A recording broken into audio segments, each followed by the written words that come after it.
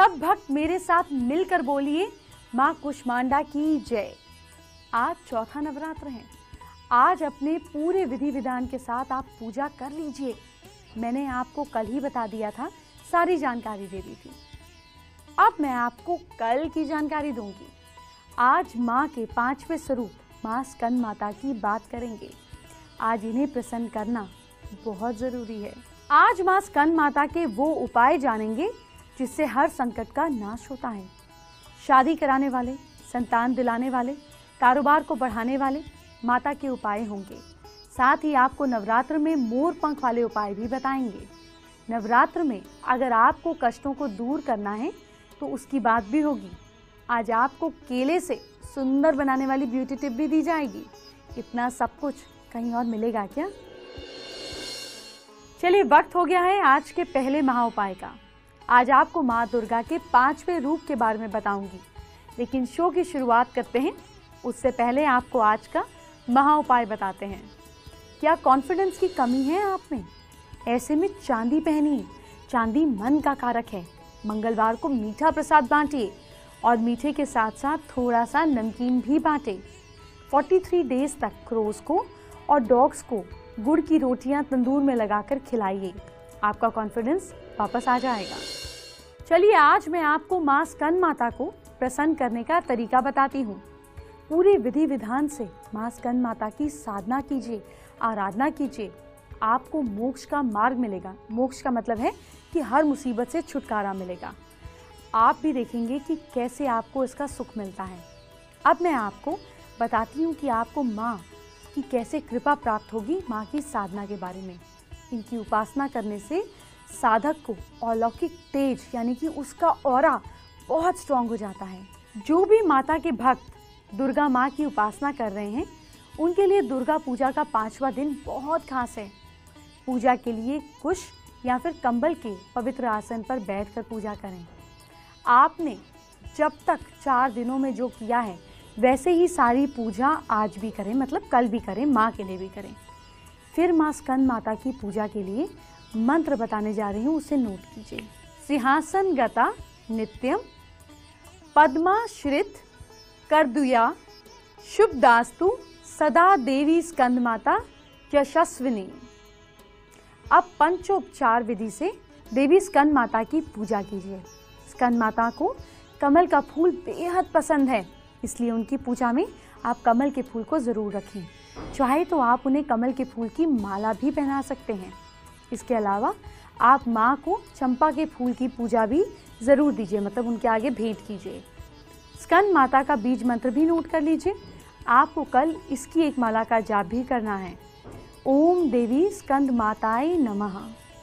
माँ स्कंद माता की पूजा में अलसी का भी बहुत महत्व है।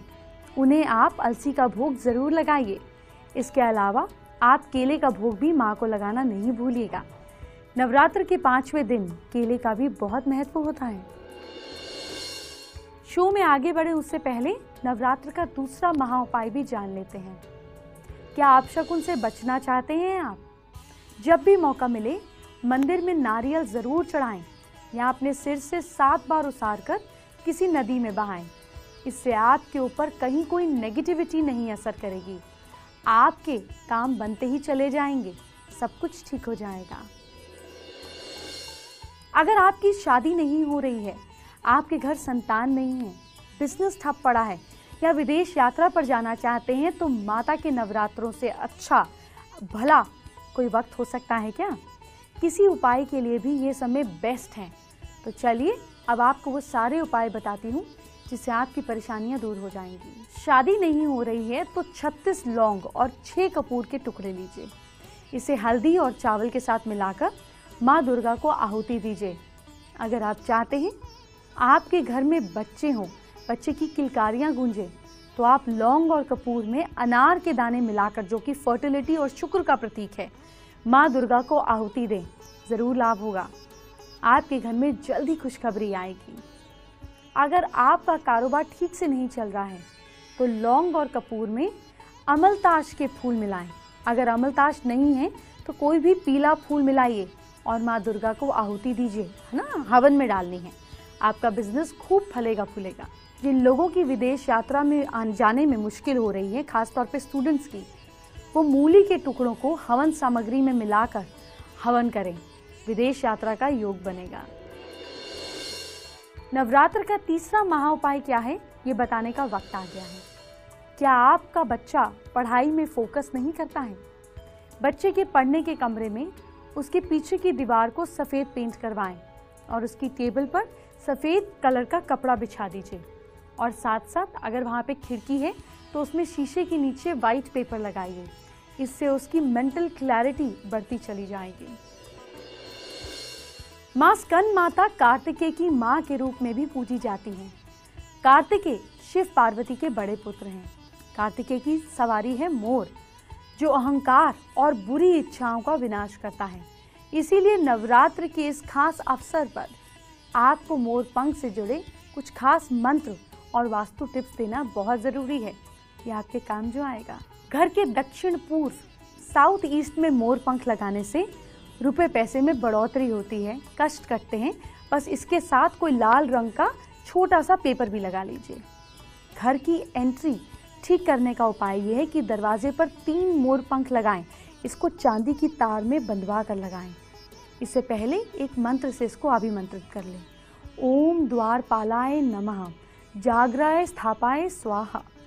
फिर इन मोर पंखों के नीचे गणपति जी की छोटी सी प्रतिमा लगाएं। अच्छा, पूजा स्थान का भी उपाय है। घर का पूजा स्थान अगर वास्तु के हिसाब से ठीक डायरेक्शन में नहीं है तो ये छोटा सा उपाय ठीक कर देगा। पूजा स्थान पर कुमकुम का तिलक लगाएं।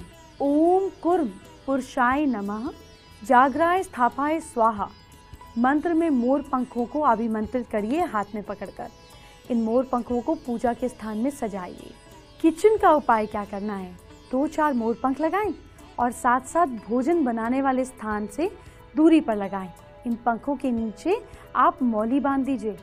इन पंखों को ओम अन्नपूर्णाय नमः, जागराय स्थापाय स्वाहा मंत्र से अभिमंत्रित करें। कोई भी चीज़ तब अभिमंत्रित होती है जब मिनिमम उसको हाथ में पकड़कर ध्यान से 108 बार मंत्र का जाप करते हैं। काल सर्प दोष होने पर आपको सिरहाने मोर पंख रखना है। इसके साथ बेडरूम में वेस्ट की दीवार पर 11 मोर पंख का पंखा बनाकर लगाना है। बाधा आपकी चली जाएगी, आपको पता भी नहीं चलेगा। राहु का उपाय करना हो, राहु के दोष को दूर करने के लिए मोर पंख घर की ईस्ट की या फिर नॉर्थ वेस्ट की दीवार पर लगाइए। ऐसा करने से घर में सांप बिच्छू वगैरह भी नहीं आते हैं। बच्चों के लिए, अगर बच्चे शरारतें बहुत ज़्यादा करते हैं, उनमें ठहराव नहीं है, बहुत ज़्यादा तंग करते हैं, तो उनकी आदतें जड़ कर जाएंगी। उन्हें मोर पंख से हवा करें। बच्चा आपके डिसिप्लिन के हिसाब से चलने लगेगा। शत्रु नाश के लिए, नाश का मतलब ये नहीं है, शत्रु की नेगेटिविटी के नाश के लिए, उसके मन से कड़वाहट हटाने के लिए या उनकी गड़बड़ियों को खत्म करने के लिए हनुमान जी के माथे से सिंदूर लेकर मोर पंख पर उनका नाम लिखें और फिर किसी पानी वाली जगह पे छोड़ दें। ये काम मंगलवार या शनिवार रात के समय करें। मोर पंख को घर के पूजा स्थान में भी रख सकते हैं और सुबह उसको पानी वाली जगह पे छोड़ दीजिए। शत्रुता खत्म ज़रूर होगी। ध्यान रहे, मोर पंख से जुड़े सभी उपायों को नेचुरल तरीके के मोर पंख से ही यूज़ करना है। आपको मोर को तंग कर कर अगर मोर पंख इस्तेमाल करेंगे तो इससे नुकसान होगा, फ़ायदा कभी नहीं। और ये कानूनी तौर पर भी सही नहीं है।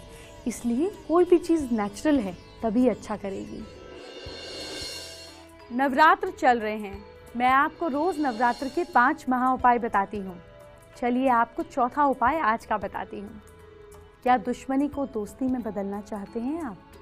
दुश्मनों के मन से कड़वाहट हटाने के लिए, उनकी जितनी भी गड़बड़ियां हैं उसको खत्म करने के लिए हनुमान जी के माथे से सिंदूर लेकर मोर पंख पर उस शत्रु का नाम लिख दीजिए। मोर पंख लिया, हनुमान जी का तिलक लिया और उसका नाम लिख दिया। ये काम मंगलवार या शनिवार रात को कीजिए। इस मोर पंख को घर के मंदिर में रख दीजिए। ठीक है, बस इसको रख दिया मंदिर में हनुमान जी के आगे। सुबह इसको बहते पानी के पास छोड़ दीजिए। ऐसे आपको मिट्टी में या रेत में लगाकर छोड़ देना है। ये उपाय कीजिए, दुश्मनी खत्म हो जाएगी। अब मैं आपको माँ स्कंद माता के यंत्र के बारे में बताती हूँ। ये यंत्र खास तौर पर प्रेग्नेंट महिलाओं की मदद करेगा। गर्भ की रक्षा करने के लिए ये यंत्र आपको स्क्रीन पर दिख रहा है। इसको भोजपत्र पर गोल्डन इंक वाले पेन से बनाएं। साथ ही देवदत्त की जगह जिस स्त्री ने गर्भ धारण किया या जो प्रेग्नेंट है उसका नाम लिखें। फिर इस यंत्र को फोल्ड कर कर किसी डिब्बी में डालकर या पीले कपड़े में लपेटकर आप इसको बांध सकते हैं, बाजू पर साथ में रख सकते हैं, डिब्बी में डालकर बेड साइड पर रख सकते हैं। इससे जो प्रेग्नेंट फीमेल है वो गले में भी पहन सकती है, बाजू में भी पहन सकती है, लेकिन डॉक्टर को दिखाना कतई ना भूलें। आप डॉक्टर को दिखाने के साथ साथ उपाय कर सकते हैं। अब नवरात्र का 5वां महाउपाय जान लेते हैं।